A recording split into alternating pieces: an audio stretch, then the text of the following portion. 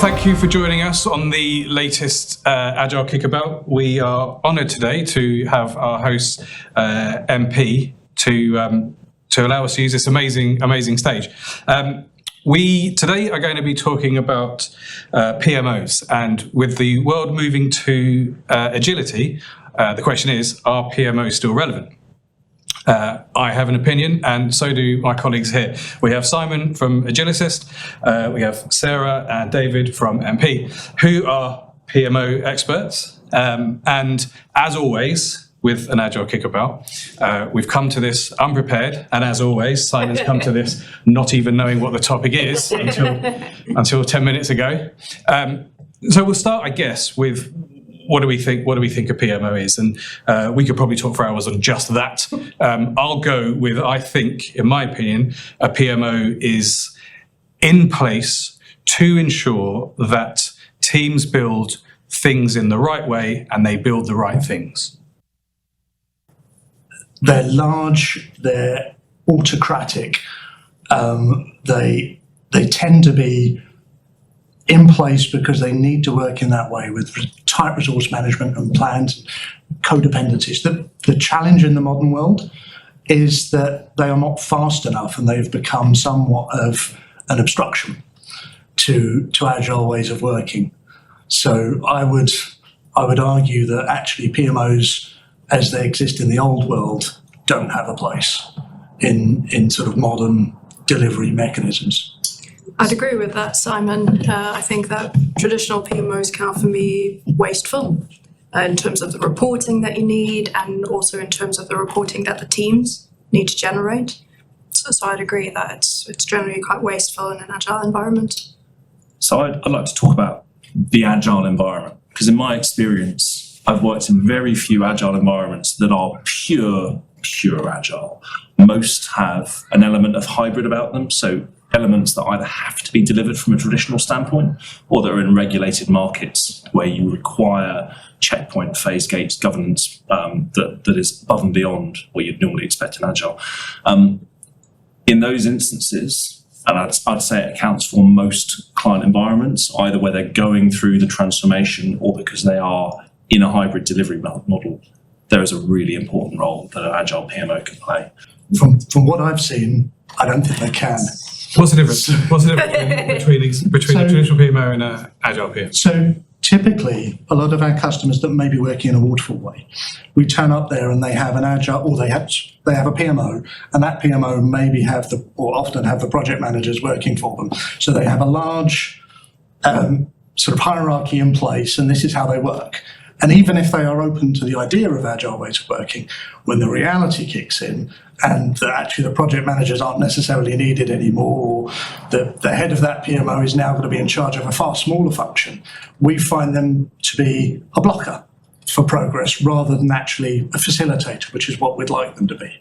I agree with that. I think I've often seen a transformation where it's sort of come to work one day and today you're a project manager, and come to work the next day and you are now a Scrum Master who's supposed to be the master, like 10,000 hours plus. You are now Scrum Master. So I think sometimes that doesn't work in terms of transforming. Yeah, but that's the point, right? So that's what the PMO will do. They'll support the Scrum Masters. The PMO have the knowledge, the expertise, the history of doing this. So if there are lots of teams running lots of projects, many teams running many projects, and they need help and support, either with process and Scrum Mastery, or with, are we building the right thing, so helping product, then the PMO is that body that helps to pull all those things together. To your point of, can a traditional PMO become an agile PMO overnight?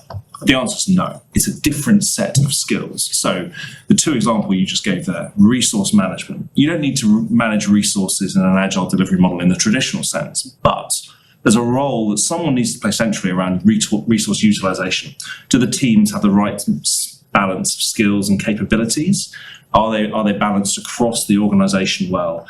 And are each of the teams actually utilising their resources in the right way? So I think that is still a really interesting calculation to make. The other one, planning. Yes, you don't need to do planning. You don't need to build 4-year sort of end-to-end plans, but there needs to be a central capability to manage roadmaps, to do things like facilitate PI planning or big room planning. That role has to be done by someone, and it's rare that it's done within the teams, I would say. So having a central sort of program team, or typically in the safe world, all the program roles that you have that facilitate the portfolio level. Yes, I agree that they need to be there. Can your PMO do those roles? I suspect that they struggle with the rapidity of the change, and actually I would say that you're probably better off starting again. But starting again with a better PMO. The people in the PMO, they might not be able to do what we want them to do, but the PMO as a body still should exist. Maybe it's a little bit more like a centre of excellence, or like the LACE function, Lean Agile Centre of Excellence, or program portfolio management. Well, that's nice. So that's where SAFE went, right? They renamed it right to the LACE. They went Agile PMO, and then they've gone LACE.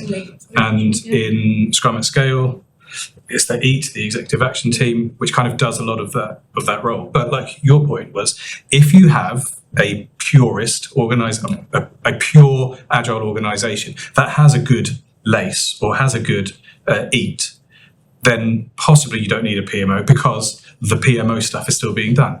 But how many organisations can claim to have that? So what I've seen, almost none. What I've seen before, when you have this hybrid sort of PMO role where you have Agile roles like product owner, Scrum Master, but you also have traditional roles like project manager. What I've seen happen before is that the project manager is looking after one specific set of work.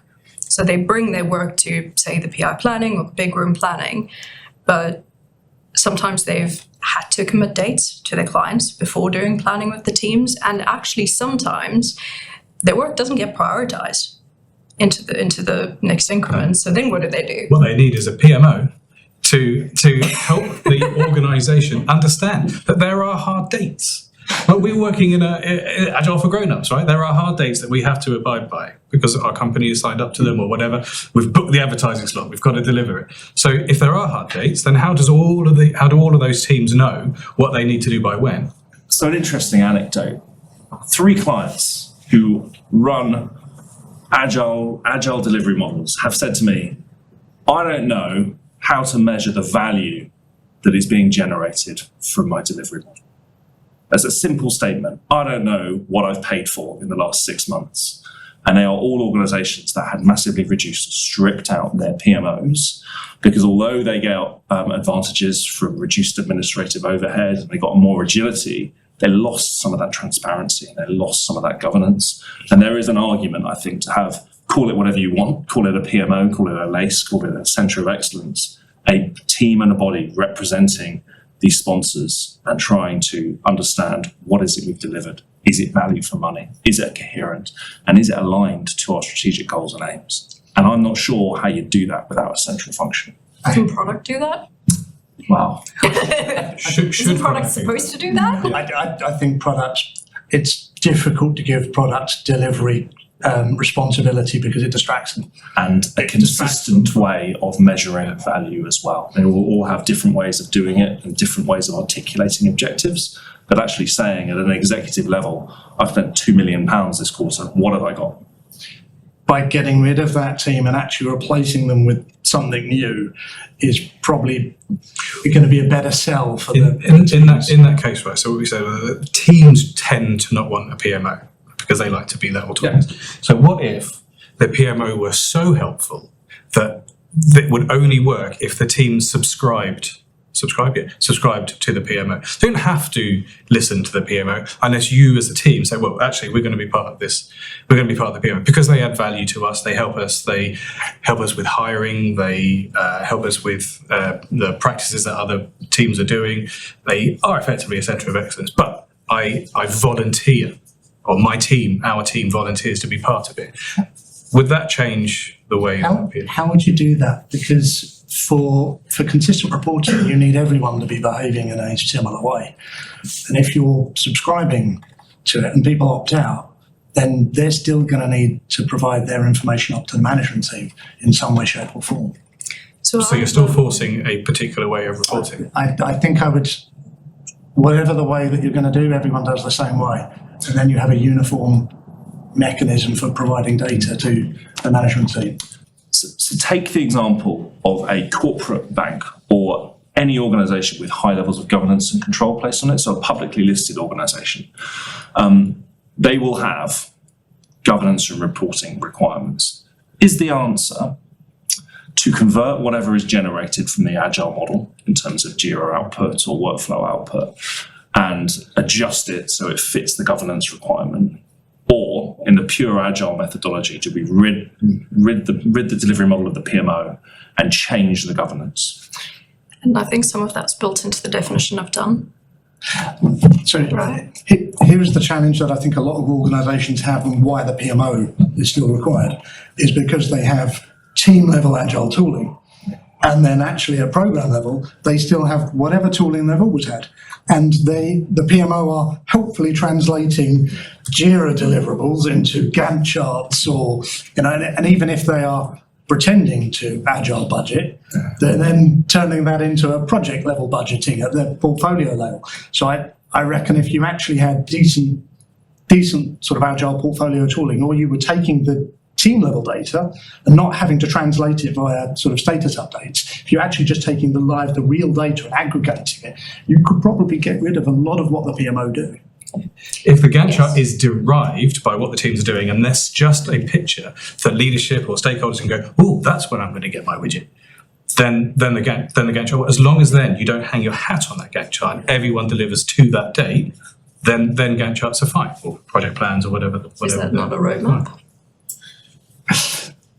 Yeah. With dates. The roadmap. Roadmaps have dates, yeah. Sometimes they have hard dates, yeah. So the danger. But yes, it's derived by what the teams are doing, Yes. not derived by product going, this is when I want stuff, which is Yes. It looks like a Gantt chart. It's providing that sort of level information, but it's not been generated by a project manager who went around talking to everyone. Actually, it was generated by the aggregate reality of what all the teams said was going to happen and the dependencies. That I would accept that's still a useful thing to see. Yeah, agreed. What about configuration of software and workflow management tools? If the PMO is not going to do that, who will?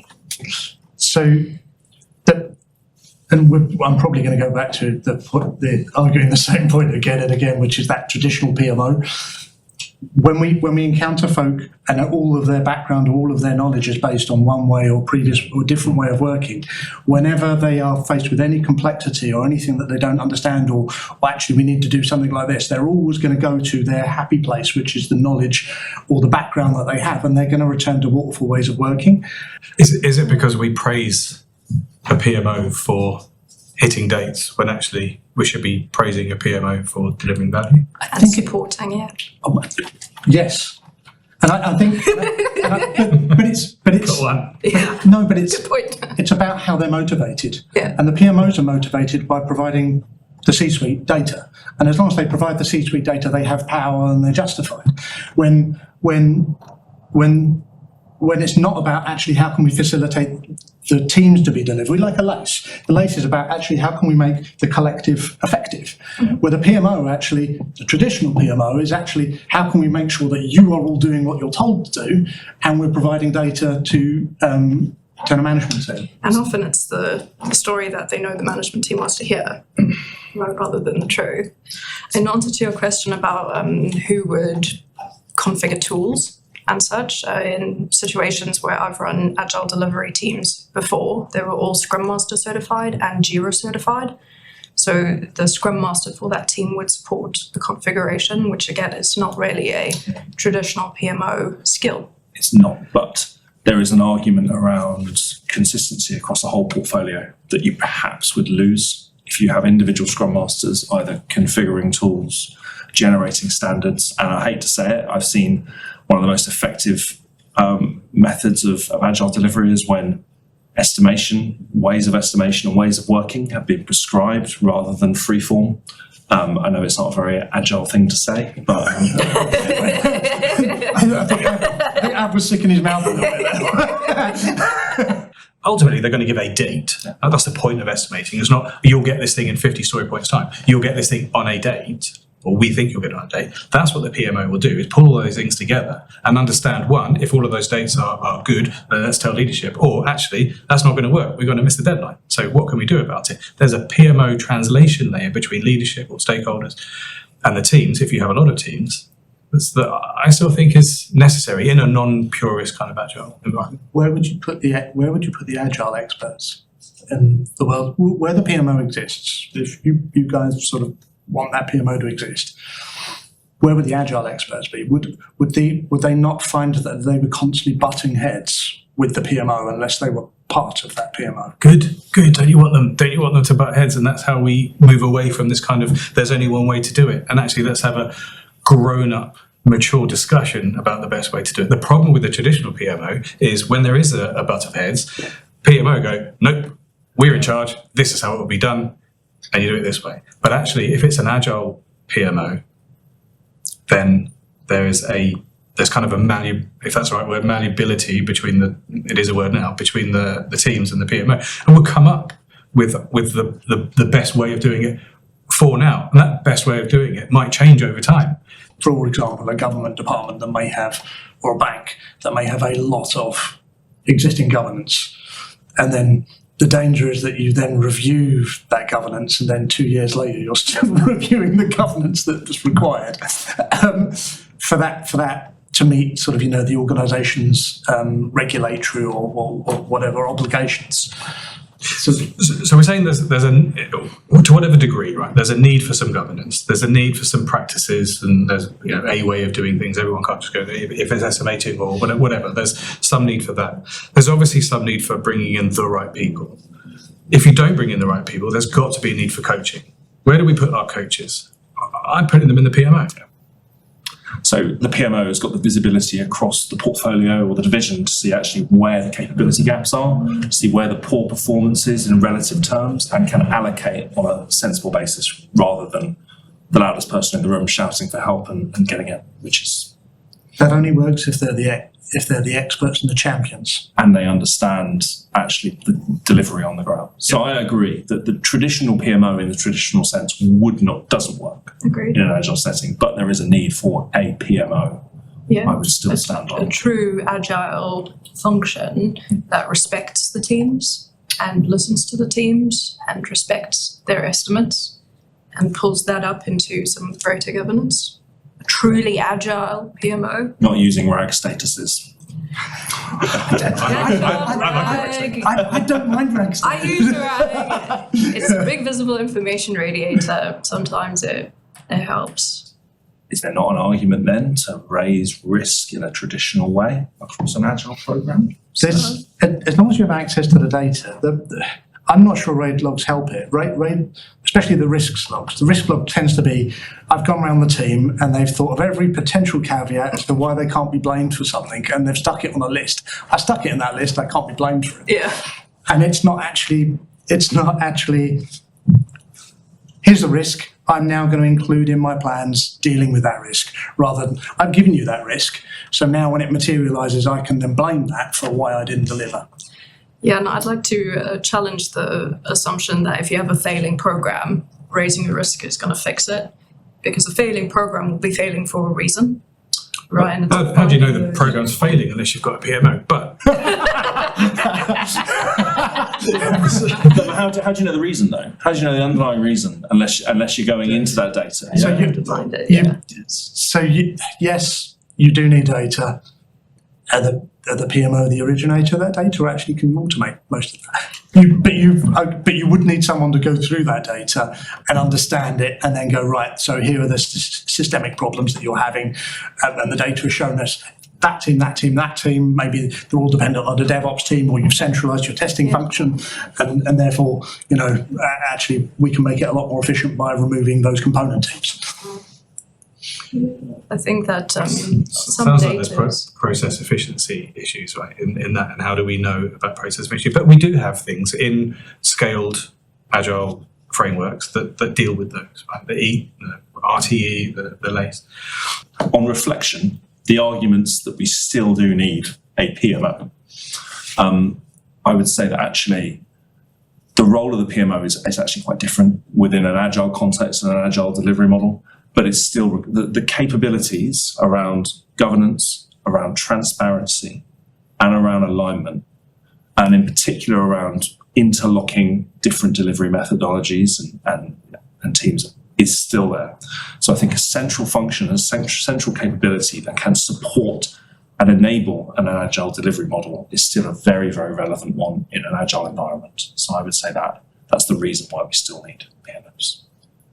And I suspect that organisation or that team would look very different depending on the organisation that's enabling it, as to what level of agility or their size and the level of governance that they have to satisfy. I would say it's a much smaller PMO and it's a much more senior PMO, I think, from a sort of pure visibility perspective, I would think.